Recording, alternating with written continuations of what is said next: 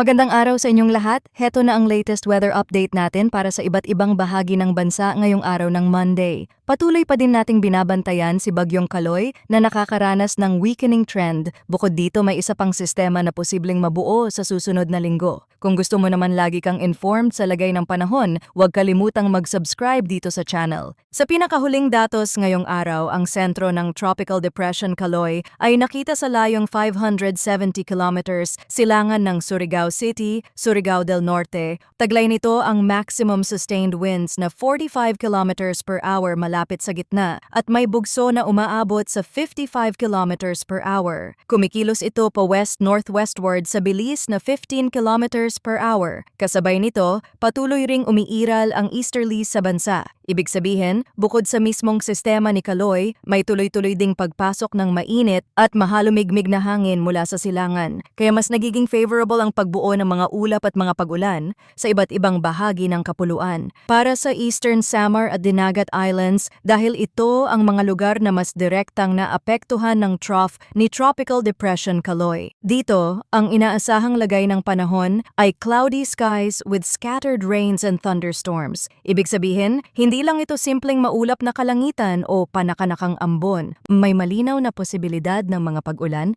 at mga thunderstorm na pwedeng magdala ng moderate hanggang minsan ay heavy rains. Dahil dito, may banta ng flash floods or landslides lalo na sa mga komunidad na mababa ang lugar, malapit sa ilog o nasa paanan ng bundok. Kaya para sa mga nasa Eastern Samar at Dinagat Islands, mas mabuting maging alerto sa mga oras na tuloy-tuloy ang ulan, lalong kumakapal ang ulap at dumadalas ang pagkulog dahil sa ganitong sitwasyon, pwedeng mabilis lumala ang lagay ng panahon sa loob lamang ng ilang oras. Sa Eastern Samar, mahalagang tandaan na ang epekto ng trough ng bagyo ay hindi kailangang manggaling mismo sa sentro para maramdaman ang mga pag-ulan. Kahit malayo pa ang pinakaubod ng sistema, ang lawak ng impluensya ng mga ulap at pag-ikot ng hangin nito ay sapat para maghatid ng mga pag-ulan sa mga lugar na nasa silangang bahagi ng bansa. Ganoon din sa Dinagat Islands, kung saan ang pagiging bukas nito sa silangang bahagi ng dagat ay mas nagpapadali sa pagpasok ng mga ulap at pag-ulan.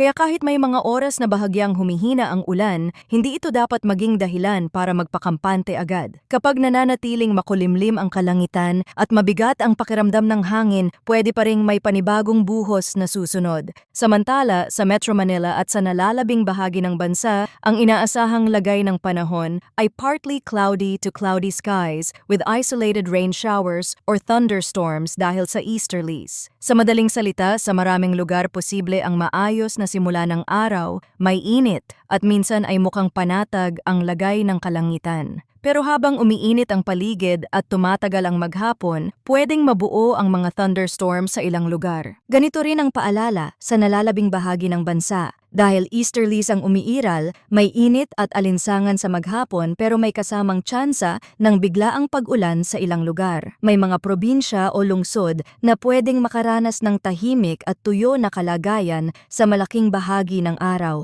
Pero may ibang bahagi naman na biglang didilim ang ulap at bubuhos ang ulan, kaya hindi sapat na tumingin lang sa lagay ng panahon sa isang oras ng araw. Kapag napansin ninyong mas umiinit ang paligid, mas mabigat ang pakiramdam ng hangin at unti-unting dumadami ang makakapal na ulap, pwede iyong senyales ng nabubuong thunderstorm. At kapag severe ang thunderstorm, posible pa rin ang flash floods or landslides sa mga sensitibong lugar, lalo na sa mga mabababang komunidad at sa mga bahaging madaling gumuho ang lupa. Pagdating naman sa lagay ng karagatan sa loob ng susunod na 24 hours, may mga baybaying inaasahang makararanas ng hanggang moderate seas, mga pag-alon na pwedeng umabot hanggang 2.0 meters.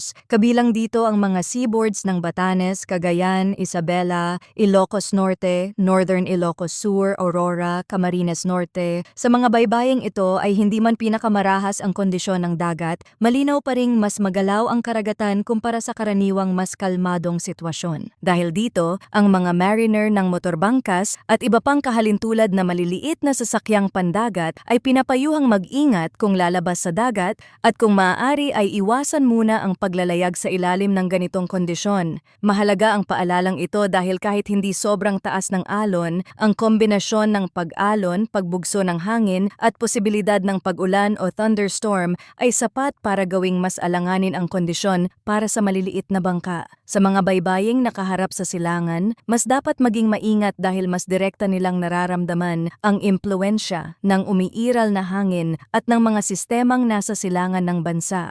Sa track and intensity outlook ni Kaloy, ayon sa forecast, magpapatuloy si Kaloy sa pagkilos na west-northwestward sa loob ng susunod na 12 hours at mananatili sa ibabaw ng Philippine Sea, malayo pa rin sa mismong kalupaan ng Pilipinas. Mahalaga ang bahaging ito dahil ipinapakita nitong kahit may sistema na sa silangan, hindi pa ito agad nangangahulugan ng direktang pagtama sa landmass sa mas malapit na panahon. Sa katunayan, malinaw na sinasabing ang weather disturbance na ito ay forecast na hihina pa at magiging remnant low ngayong araw. Ibig sabihin, sa kasalukuyang tingin ng forecast, mas ang paghina ng sistema ang mas nakikitang direksyon kaysa sa patuloy nitong paglakas. Mahalagang tandaan na kahit si Kaloy ay isang tropical depression sa ngayon, hindi ibig sabihin nito na ito na agad ang magiging pangunahing banta sa karamihan ng bahagi ng bansa sa susunod na ilang oras. Sa kasalukuyang forecast, ang mas direktang epekto sa panahon ay nakikita pa rin sa trough nito, particular sa Eastern Samar at Dinagat Islands, habang sa malaking bahagi ng bansa ay easterlies pa rin ang pangunahing dahilan ng mga isolated rain showers or thunderstorms. Sa long-range forecast naman para sa kasunod na LPA, mahalagang tingnan ang ipinapakita ng ilang weather models. Kapag sisilipin ang track ng mga model run, may nakikitang kasunod na sistema, itong current LPA na nasa silangan ng bansa, at ipinapakita sa ilang model na maaari itong maging isang bagyo. Sa mas malawak na outlook, may banta itong lumapit o posibleng maglandfall sa Southern Luzon o Visayas area. Mahalaga ang bahaging ito dahil ipinapakita na kahit humihina si Kaloy, hindi pa rin tahimik ang mas malawak na sitwasyon sa silangan ng bansa. May posibilidad ng panibagong development na pwedeng maging mas mahalagang bantayan sa mga susunod na araw. Pero mahalagang idiin na malayo pa ang forecast period para sa kasunod na sistemang ito. Ibig sabihin marami pang pwedeng magbago sa lakas, bilis at direksyon ng galaw nito.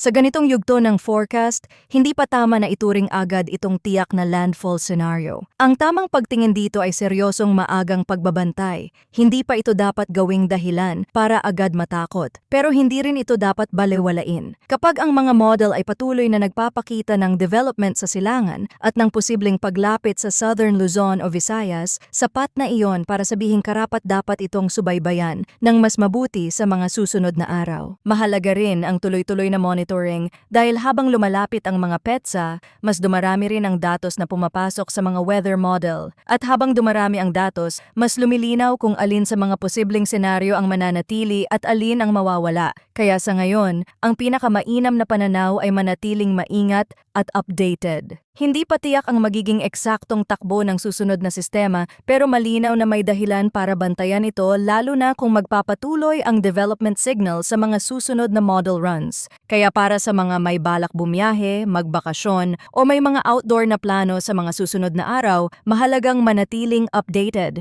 Hindi ito para manakot, kundi para mabigyan kayo ng sapat na oras na makapag-adjust kung kinakailangan. Sa ngayon, ang pinakamagandang gawin ay ang patuloy na pagtutok sa mga susunod pang update. Habang lumilinaw ang forecast, mas makikita natin kung tuloy-tuloy ngang hihina si Kaloy bilang remnant low at kung ang kasunod na LPA sa silangan ay mananatiling candidate para sa development bilang bagyo at kung talagang may banta itong lumapit sa Southern Luzon o Visayas.